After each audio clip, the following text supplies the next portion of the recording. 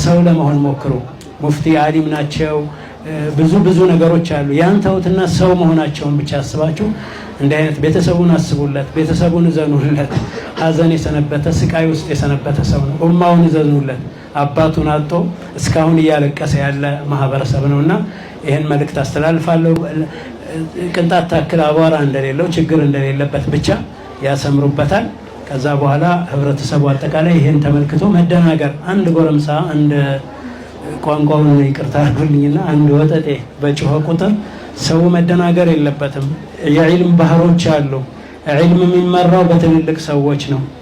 ፍቅሁን፣ ሐዲሱን፣ ነህውን፣ ሶርፉን በቀሩ ሰዎች ነው እንጂ በየመንደሩ ምንም ቂርአት እና ሼኻቸው በማይታወቅ ሼኽ የሌለው ሰው ሸይጣን ነው። ሼኻቸው በማይታወቅ አቅጣጫ ከየት እንደቀሩ በማይታወቅና ቲክቶክ እና ፌስቡክ ሙፍቲ ባደረጋቸው ሰዎች አይደለም ሸሪዓ የሚመራውና ይሄን ነገር በስነ ስርዓት ነው። አሁንም ደግሞ መጨረሻ መልእክት ማስተላልፈው ከእንዲህ አይነት ጋጠወጥ ድርጊት ሁሉም ሰው እንዲቆጠብ ነው። በህግ የሚያስጠይቅ ነገር ነው።